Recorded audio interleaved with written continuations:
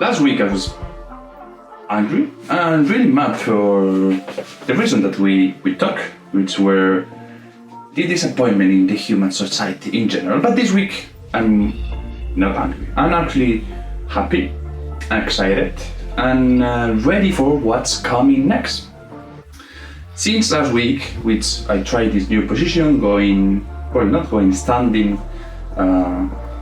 still, not sitting down, I actually enjoyed a lot. I found out a few things, and from the last week recap and thought and reasoning behind the new podcast structure, or this new position, plus what's coming next and what I've been doing personally, I found it to be quite interesting to purely talk of me, which at the end of the day is what this is about. The common sense that I put in my everyday life, the things that I do, and how can we actually implement it for any of the hits or things that happen in our life. So without further delay, let's start.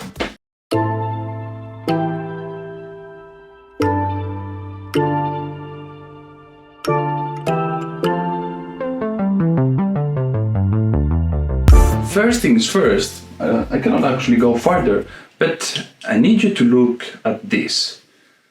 These are my brand new glasses, which are not brand new, but I customized them myself.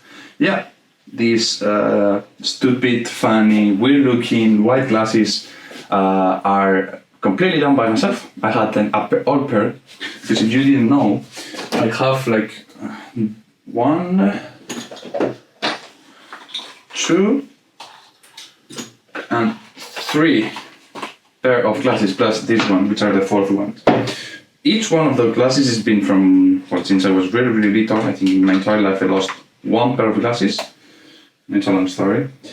But I have many pairs of them, and I've recently bought a new one, a black one, pure, super simple, super minimalistic, which led me to have an extra one, which I was gonna use for just going training. But they are quite old, they're not very good looking, the structure is jiggly wiggly, like they're not really good. And I was actually going through the process of customization and the idea of having things that are my own, etc., etc., etc., when it just clicked and I said, okay, I'm gonna paint them white. Because why white? Because it's a quite bold color for glasses.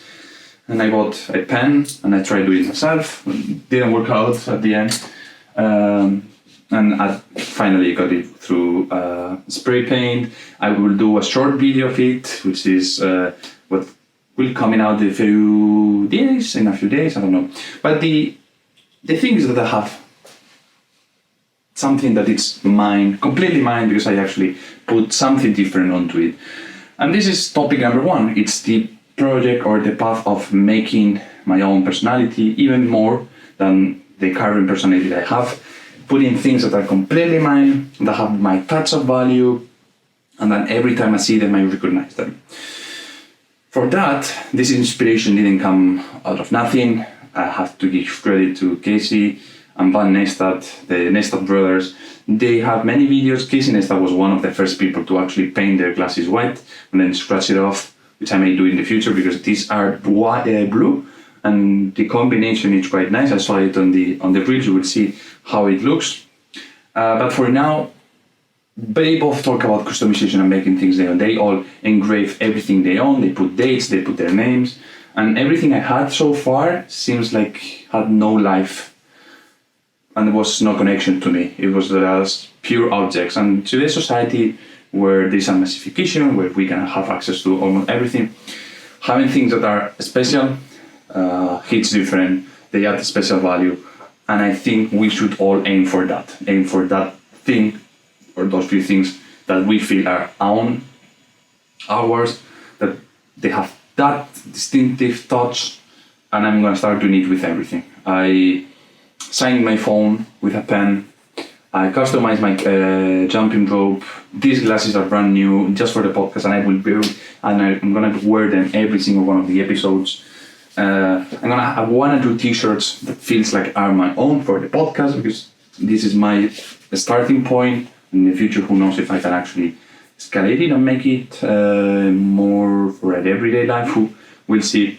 But my goal for the very next few months, even years, are having things that feels unique for me, not for anyone else, that just for me.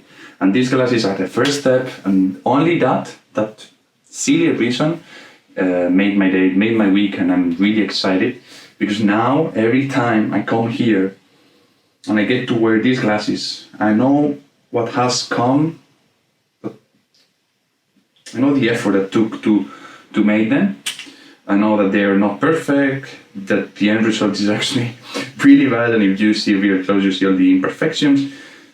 Still blue in some places, more likely with sweat, the white color will disappear.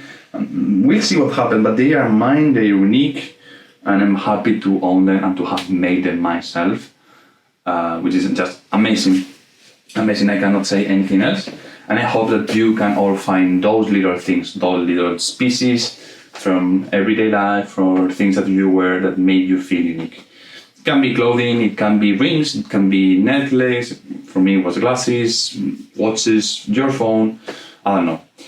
Putting a piece of soul in your objects, daily life objects, makes you feel different. Trust me, it makes you completely feel different.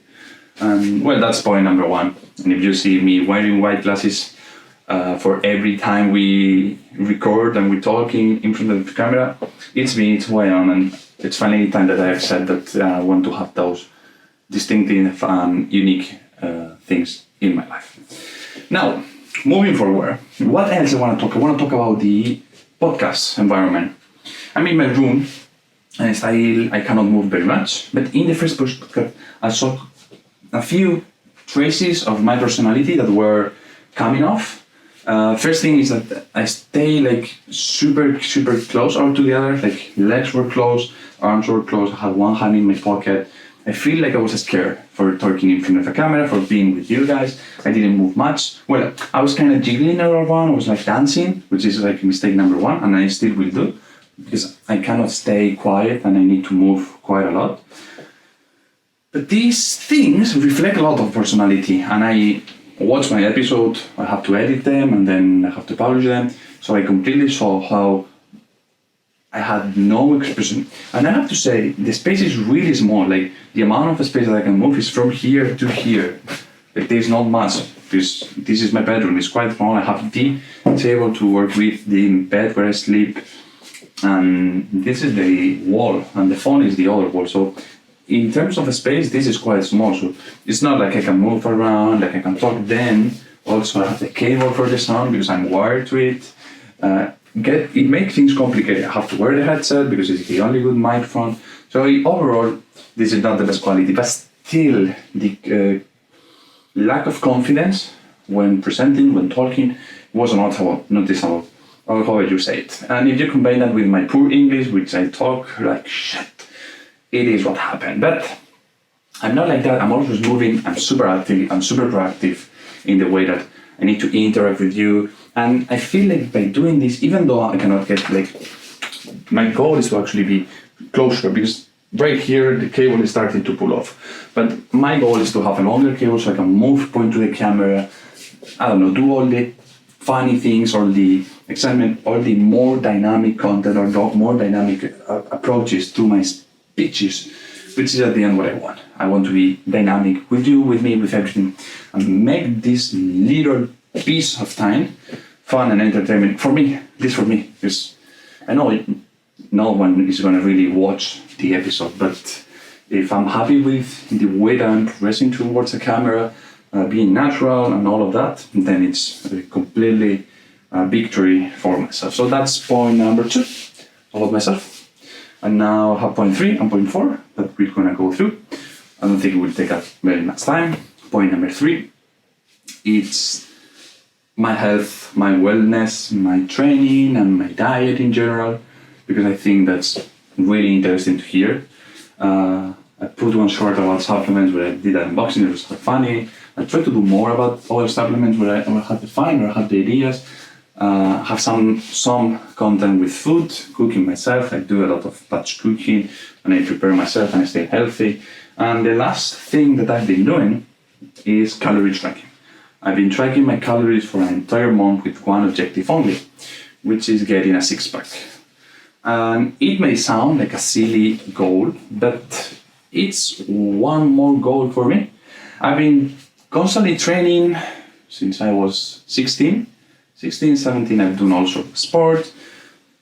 I couldn't consider myself an athlete. That's where it requires a lot more professionalism that I have. But I've been hitting the gym constantly for years and years and years. And I was quite frustrated because it never quite paid off. I wasn't seeing myself as like super good physically compared to other people who train with less frequency than I did. And after summer, I got to realize that I needed to take it more seriously, and it was already time to train properly, better than what I was doing to that point, and to actually get more feeling of what I was eating, and also take care of a few things with little yogurts and cheese and all those lactic products derived from milk, those milk products, to see if I can actually improve my physique, lose some weight, and boost and increase my strength. That was all the three things I wanted to see. I wanted to see if I could get better gut health, get a better physique, and get stronger while losing weight at the same time. And it's quite challenging, but I made it possible by changing the gyms. I signed up for a new one with a pool and all the equipment and really basic with plates and everything that I needed to weightlift really, really well. And by doing that, I just simply had the motivation, the energy to start training again, to start hitting it consistently. Because the gym I was previously was a complete disaster for my schedule and for the things that I had to do by running it. So besides that, besides changing gyms, it was time to start having a diet. And here normally people go to a nutritionist, they have a really follow and guided diet, but I can't follow orders that simply, that easy, and I know myself and I know that I love cooking. So what I did is just one thing, which is okay, I'm gonna count the calories that I normally eat. I already eat quite healthy, so I'm not gonna change what I eat because I've already had that master, but it's time to count calories and see how many can I cut down. And it was as simple as that, changing and dividing a bit for the carbohydrates with some legumes and like mixing things up and quitting like in the afternoon, snack afternoons like cereals and all of that, which led me to do 2 meals a day right now. 3 if you consider the protein shake pre-workout, and around 200, 2500, 22, 24, 27, depending on the days, calories each day, but the average is 2400, give it or take.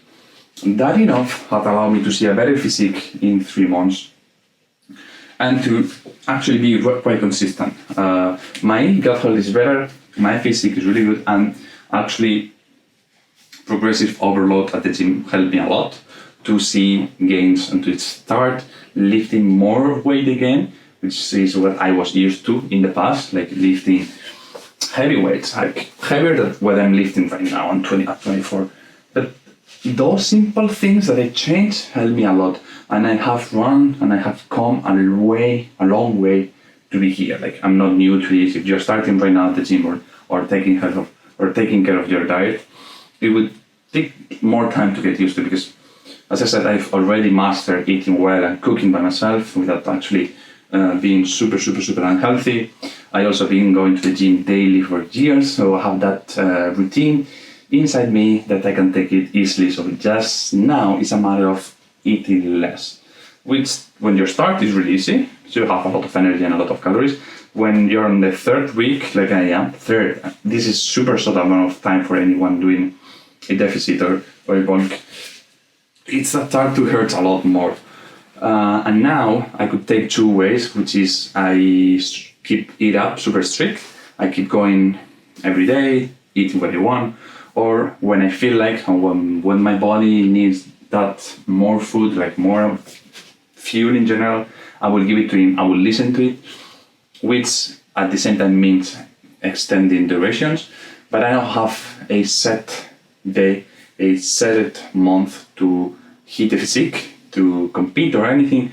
I just need to be better in general. So this progress will take longer for me. I would get used to it. I will eat and not follow the diet when you feel like, or I feel like it is recommended, and I will listen to my body. But overall, just by changing the gym, swimming every time I can, or if I could, I will swim every day. But training consistently, swimming when I can, and doing the things that I enjoy the most, those little tweaks help me a lot. That's it. Change little things, and small change can affect and benefit you so much. And that concludes my physique, my wellness. Nothing more crazy. Training a lot. Everything hurts. I'm always tired. My feet, my hands, my wrists, my elbows, everything. This is pure destruction. But I'm hitting new records. Technique is better than ever. Physique is looking good, and I'm eating it quite well. I'm not passing. I'm not going through hunger at all. Overall, I have to be happy. I cannot complain. And to end this episode about me in general, what's next for me? Well, I've been thinking a lot. I talked to this with my mom, so I'm just gonna pretty much recreate the speech that I have. I'm on a moment of my life where I'm happy for the majority of it. I'm not that happy because I live quite far away from family, from close friends, which is tough. I cannot travel as much as I can because this is a pure issue of money limitation. It's really expensive to go visit my parents, like 300, 400 euro for a weekend, which is unacceptable and pretty much unthinkable in my situations right now. And that's a really negative point. But work-wise, that part of life and the enjoyment of it, it's phenomenal. The role that I have in analyst of marketing and business, working with CRMs of Microsoft, working with sales teams, having the possibility to travel from time to time to put that education, that formation into the sales for all around the network in Spain. It's fantastical. It's something that I quite enjoy. It's also quite a lot demanding. It's super demanding. I don't remember working this hard ever for that long since I started working. The days doesn't have 8 hours, have like 9. I never disconnect because sales doesn't disconnect ever. If a sales is happening at 12 p.m. in the night, you have to help them if there's any problem. You're always up for them, and that's quite demanding. Still, I love this job, I love this role because I can mix the analysis with talking to people, with the interaction, with the personal growth at the same time, which actually benefits a lot. They're not strict, things go well. Economically talking for a company, economically talking for the department where I work for, and the business seems to grow more and more in the future. So for that side, there is nothing wrong. And I still have already made my mind about timings and about that I wish that I could, first of all, work closer to family, which I know I wouldn't, and it's not gonna happen because the longer it passes, the farther away I'm gonna go, or I'm gonna try to find it. Because my dream is working outside in Europe or in America. And then I had this crazy idea, well, it's not a crazy idea, it's quite certain, it's quite a reality, of that it would be awesome for some part to find a really good company and a product that I enjoy and I feel attracted in Arabia Saudi. Because that country, the culture is really good. They're super open-minded. They have new things coming up. Yes, they have some bad sides, especially culture to women, some politics and some law. But I would really love to see it from the inside to work there. Also, economically talking, they pay really well. So your life situation is completely solved by that. But I would really enjoy working in a country like that, a country that is still not very known. For me, Arabia Saudi right now feels like Japan in the 1960s, 1950s, when it started to open up to the economy of the world, to have factories, to have alignment. Arabia is something like that, even though they have that insane richness from petroleum and now many people go there. But that's really interesting for a culture to work with. And it's something that I already have in my mind. People usually, when they have a job that is this good, this stable, try to settle down, form a family, and like move on and get better at, or not get better, get stable, get happiness. And I don't know, I think I'm an urban in the sense that I don't have a settled home. I just, whenever I need it, that's what I call home. And I don't fear changing, moving, and going different, which is brave and tough at the same time. Every time you start, it's really tough for me. But every time you make the change, it's really, really exciting. It's both frightening and exciting. And like when you just change, it's like, why did I do this? 2 weeks later, this is the bad things I did in my life.